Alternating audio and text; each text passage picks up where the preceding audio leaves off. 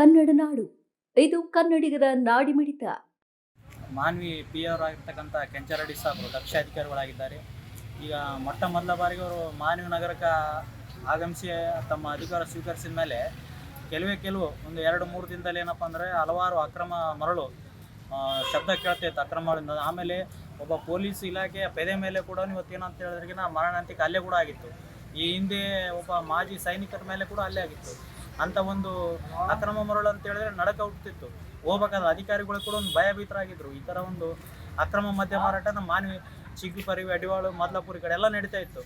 ಈ ನಮ್ಮ ಕೆಂಚರಡಿ ಸಾಹೇಬರು ಬಂದ ಮೇಲೆ ಏನಂತ ಹೇಳಿದ್ರೆ ಅವರು ಒಂದು ಸುಮಾರು ಏನಂತ ಹೇಳಿದ್ರೆ ಒಂದೇ ದಿನದಲ್ಲಿ ಒಂದು 15 ಟಿಪ್ಪರ್ಗಳು ದಾಳಿ ಮಾಡಿ ಒಂದು 15 ಟಿಪ್ಪರ್ಗಳನ್ನು ವಶಪಡಿಸಿಕೊಂಡು ಏನಂತ ಹೇಳಿದ್ರಿಗಿನ ಒಂದು ದಕ್ಷ ಅಧಿಕಾರಿಗಳು ತಾವು ಪ್ರಾಮಾಣಿಕ ಒಂದು ಕೆಲಸ ಮಾಡಿ ಎಲ್ಲದರ ಮೇಲೆ ಇವತ್ತು ದೂರುಗಳು ದಾಖಲು ಮಾಡಿ ಅವ್ರ ಮೇಲೆ ಕೇಸ್ಗಳು ಹಾಕಿರ್ತಾರೆ.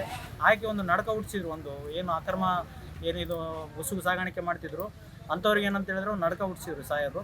ಅದೇ ರೀತಿ ಈಗ ತಾನೇ ಮೊನ್ನೆ ಕೂಡ ಕೆಲವು ಅಕ್ರಮ ಇಸ್ಪೇಟ್ ದಂಧೆಗಳಲ್ಲಿ ಕೂಡ ಅವರು ಕಡಿವಾಣ ಹಾಕೋದ್ರ ಮೂಲಕ ಏನಂತ ಹೇಳಿದ್ರೆ ಅಲ್ಲಿ ಕೂಡ ಕೆಲವು ಅಡ್ಡೆಗಳ ಮೇಲೆ ದಾಳಿ ಮಾಡಿ ಅವರು ಕೂಡ ಪ್ರಕರಣ ದಾಖಲು ಮಾಡಿದ್ದಾರೆ.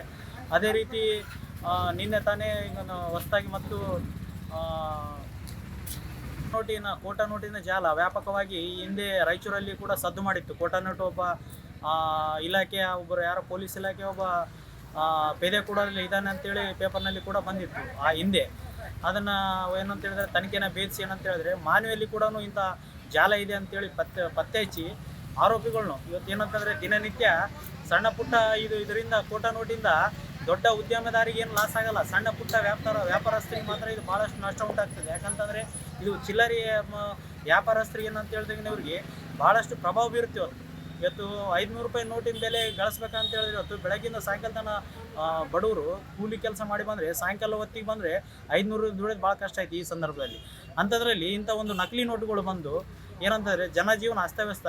ಅದನ್ನೆಲ್ಲ ನೋಟುಗಳು ತಗೊಂಡು ಈಗ ಅಂದರೆ ಎಷ್ಟೋ ಕಡೆ ಇಲ್ಲಿ ಎಷ್ಟೆಷ್ಟು ಯಾರ್ಯಾರಲ್ಲಿ ಇನ್ನೂ ಎಷ್ಟೆಷ್ಟು ನೋಟುಗಳು ಇದ್ದಾವೆ ಅಂಥ ಒಂದು ಪ್ರಕರಣವನ್ನು ಭೇದಿಸಿ ಇವತ್ತು ಏನಂತ ಹೇಳಿದ್ರೆ ಅವ್ರಿಗೆ ಒಂದು ಮಟ್ಟ ಹಾಕಿ 10-11 ಜನನ ಅರೆಸ್ಟ್ ಮಾಡಿ ಇವತ್ತು ಪ್ರಾಮಾಣಿಕವಾಗಿ ಮೆರೆದಿದ್ದಾರೆ ನಮ್ಮ ಪಿ ಅವರಾಗಿರ್ತಕ್ಕಂಥ ಕೆಂಚರಡಿ ಸಾಹೇಬರು. ಅವ್ರಿಗೆ ನಾವು ಮಾನವಿ ಜನತೆ ಪರವಾಗಿ ಧನ್ಯವಾದಗಳನ್ನು ತಿಳಿಸ್ತೀನಿ. ಇಂಥ ಅಧಿಕಾರಿಗಳು ನಮಗೆ ಬೇಕಾಗಿತ್ತು.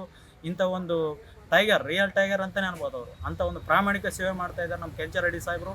ಅಂಥ ಅಧಿಕಾರಿಗಳು ಇನ್ನೂ ಹೆಚ್ಚು ನಮ್ಮ ಮಾನವಿಗೆ ಬರಲಿ, ನಮ್ಮ ಮಾನವಿ ಕೂಡ ಅಭಿವೃದ್ಧಿ ಹೊಂದಲಿ, ಅಧಿಕಾರಿಗಳು ಕೂಡ ಪ್ರಾಮಾಣಿಕ ಸೇವೆ ಸಲ್ಲಿಸಲಿ ಎಂಬುದೇ ನಮ್ಮದೊಂದು ಅನಿಸಿಕೆ ಸರ್. ಮಾಡಿಕೊಂಡಿಲ್ವಾ? ಈಗಲೇ ಸಬ್ಸ್ಕ್ರೈಬ್ ಮಾಡಿ ಬೆಲ್ ಐಕಾನ್ ಅನ್ನು ಒತ್ತಿ ನೋಟಿಫಿಕೇಶನ್ಗಳನ್ನು ಪಡೆಯಿರಿ.